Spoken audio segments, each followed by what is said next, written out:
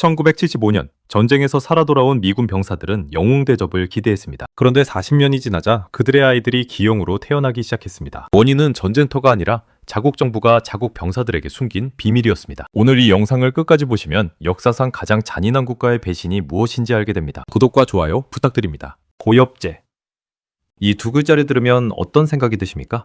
베트남 전쟁의 이야기, 먼 나라의 이야기라고 생각하시는 분도 계실 겁니다. 하지만 이 이야기는 미국 본토 한복판에서, 미국 가정의 식탁에서, 미국 아이들의 병실에서 계속되고 있거든요. 고엽제의 정식 명칭은 에이전트 오렌지입니다. 오렌지색 드럼통에 담겨 있었기 때문에 붙여진 이름이죠. 화학명으로는 다이옥신을 포함한 제초제 혼합물입니다. 그런데 이 이름이 미국의 수십만 가정의 악몽의 대명사가 됐습니다. 먼저 고엽제가 왜 만들어졌는지부터 이야기해야겠습니다. 1960년대 초 미군은 베트남 정글에서 심각한 문제에 직면했습니다. 게릴라전이었거든요.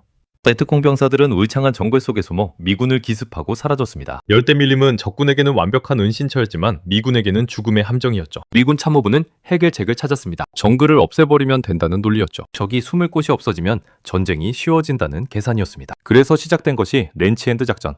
작전명 오퍼레이션 렌치핸드입니다. 1962년부터 1971년까지 9년 동안 미군은 베트남 전역에 고엽제를 살포했습니다. 비행기로, 헬리콥터로, 때로는 지상 장비로 뿌렸죠. 총 살포량이 약 7,600만 리터에 달했습니다. 이 양이 얼마나 되는지 감이 오십니까?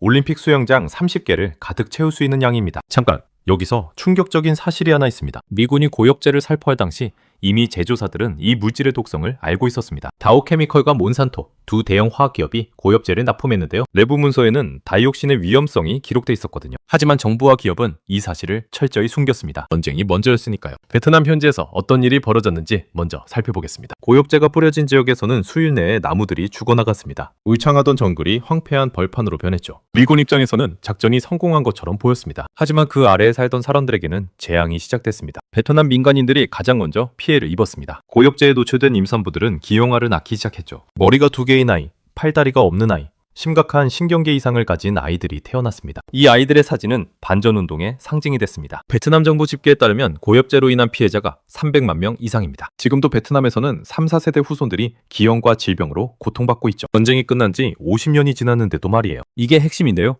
문제는 베트남에만 있지 않았습니다. 미군 병사들도 고엽제에 노출됐습니다. 렌치핸드 작전에 참여한 조종사와 지상군들, 고엽제가 뿌려진 지역에서 작전을 펼친 병사들이 수십만 명이었거든요. 그들은 아무런 보호장비 없이 고엽제 속을 걸었습니다. 심지어 고엽제가 든 듬통으로 샤워 시설을 만들었다는 기록도 있습니다. 아무도 위험하다고 알려주지 않았으니까요. 전쟁이 끝나고 병사들이 고국으로 돌아왔습니다. 처음에는 아무 문제가 없는 것 같았습니다. 전쟁의 상처를 안고 돌아왔지만 건강만큼은 괜찮아 보였죠. 그런데 5년, 10년이 지나면서 이상한 일이 벌어지기 시작했습니다. 참전 용사들 사이에서 암 발생률이 급격히 높아진 겁니다. 특히 비오지킨 림프종, 전립선암, 폐암이 유독 많았습니다. 피부 질환도 심각했죠. 클로르아크네라는 특이한 피부병이 집단적으로 발생했는데 이 병은 다이옥신 노출의 직접적인 증거로 꼽힙니다. 더 충격적인 건 자녀들의 이야기입니다. 참전 용사들의 아이들이 이상하게 태어나기 시작했습니다. 척추 이분증, 선천성 심장질환, 구개열, 사직이형, 일반 인구 집단보다 훨씬 높은 비율이었거든요. 아버지가 베트남전에 참전했다는 공통점이 있었죠. 한 참전 용사의 증언을 소개해드리겠습니다. 그는 자신의 세 아이 중 2명이 선천성 기형을 가지고 태어났다고 했습니다. 처음에는 불운이라고 생각했죠. 하지만 전우들과 이야기하다 보니 비슷한 경험을 한 사람이 너무 많았습니다. 우연이 아니었던 겁니다. 참전 용사들이 정부에 도움을 요청했습니다. 하지만 정부의 반응은 싸늘했습니다. 미국 정부와 군 당국은 고엽제와 건강 문제 사이의 연관성을 인정하지 않았습니다. 증거가 불충분하다는 이유였죠. 참전 용사들이 아무리 호소해도 보상은 없었습니다. 전쟁터에서는 총탄을 막아줬던 정부가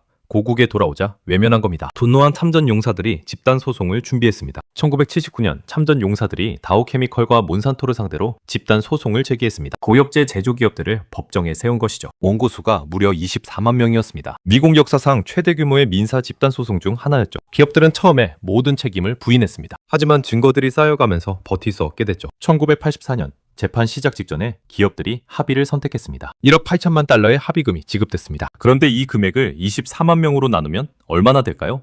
한 사람당 평균 수백 달러에 불과했습니다. 평생을 질병과 싸워온 사람들에게, 자녀가 기형으로 태어난 가정에게 턱없이 부족한 금액이었습니다. 미국 정부는 더 늦게 움직였습니다. 1997년이 돼서야 미국 의회가 참전용사 복지법을 통과시켰습니다. 고엽제 관련 질병을 앓고 있는 참전 용사들에게 보상을 제공하는 내용이었죠. 전쟁이 끝난 지 16년 후 소송이 시작된 지 12년 후의 일이었습니다. 보상 대상 질병 목록도 처음에는 매우 제한적이었습니다. 그 후 수십 년에 걸쳐 조금씩 늘어났죠. 하지만 아직도 보상을 받지 못한 질병들이 있고 인정받지 못한 피해자들이 있습니다. 여기서 또 다른 충격적인 사실이 드러났습니다. 미국 본토의 군사기지가 오염됐다는 사실입니다. 베트남전 당시 고엽제를 보관하고 혼합했던 군사기지들, 그리고 비국하는 군용 장비를 세척했던 시설들에 다이옥신이 남아있었거든요. 조지아, 캘리포니아, 오레곤 등 여러 주의 군사기지 인근 지역이 오염된 것으로 밝혀졌습니다. 더 놀라운 건 일부 지역의 오염이 수십 년 동안 숨겨졌다는 점입니다. 지지 근처에 살던 민간인들도 모르는 사이에 오염된 환경에 노출됐죠. 그들의 건강 이상이 고엽제와 관련이 있을 수 있다는 연구 결과가 나오기 시작한 건 2000년대 이후의 일입니다. 참전용사 2세들의 이야기로 돌아가 보겠습니다. 참전용사의 딸인 한 여성은 3번의 유산을 경험했습니다. 4번째 임신해서 아이가 태어났지만 심각한 심장기형이 있었죠. 의사들은 아버지의 고엽제 노출이 원인일 수 있다고 했습니다. 하지만 정부는 2세 피해는 보상 대상이 아니라고 했습니다. 이 여성은 싸움을 포기하지 않았습니다. 같은 처지의 참전용사 자녀들과 모임을 만들었죠. 그들이 수집한 사례만 해도 수천 건이 됐습니다. 이 운동이 결국 미국 의회를 움직였습니다. 2010년 이후 일부 2세 피해에 대한 보상이 시작됐지만 아직 갈 길이 멉니다. 현재도 법정 싸움이 진행 중인 사건들이 수백 건에 달합니다. 바이옥신의 특성을 이해하면 이 문제가 왜 수십 년째 계속되는지 알 수 있습니다. 바이옥신은 자연에서 분해되지 않습니다. 토양 속에서 인체 지방 조직 속에서 수십 년에 머물죠. 한번 몸에 들어오면 쉽게 배출되지 않습니다. 그리고 가장 무서운 건 세대를 넘어 전달된다는 점입니다. 부모의 몸에 축적된 다이옥신이 태반을 통해 태아에게 전달되고 모유를 통해 아기에게 전달됩니다. 이게 바로 2세, 3세 피해가 발생하는 이유입니다. 전쟁이 끝나도 독소의 전쟁은 계속되는 겁니다. 제조기업들의 책임은 어떻게 됐을까요? 바오케미컬과 몬산토는 그 후로도 비슷한 논란을 계속 일으켰습니다. 몬산토는 2018년 바이엘에 인수되는데 인수 직후 글리포세이트 계열 제초제, 발암성 소송으로